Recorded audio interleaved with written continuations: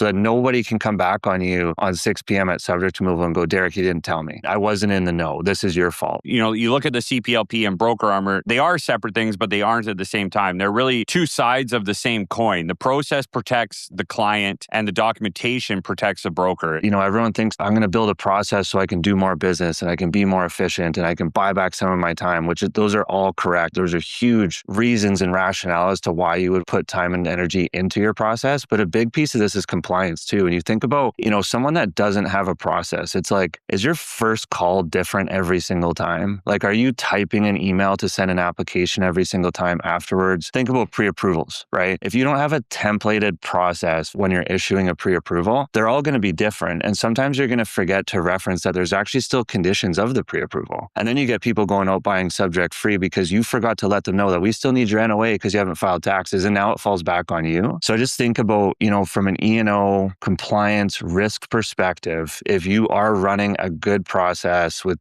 documented notes, you're documenting when hard conversations are happening, you're following up with an email after every single phone call. If a claim ever happens and they're coming to you, and I'm going to reference the Paper Shield podcast episode that Justin and I ran, the Paper Shield is essentially the more paper and note collection that you have on a file, emails, ideally keep things at a text, but anything that you can do to get your conversations in writing, that is the Paper Shield for a mortgage broker so that you can prove everything that you did in that process. And this includes the hard conversations, right? It has to include the hard conversations when something is going sideways and you're explaining why. Like, you never want to hide things from your client. You need to be transparent about the why behind the scenes. If timelines are being pushed or you're not going to meet a deadline such as subject removal, you need to be active on that. You need to be speaking with the real estate agent, right? And that's an email follow-up to the real estate agent so that nobody can come back on you on 6 p.m. at subject removal and go, Deryk, you didn't tell me. I wasn't in the know. This is your fault. Keep people up to date. So the more that you can communicate, the better. Truthfully, this is part of the CPLP kind of, philosophy and theories.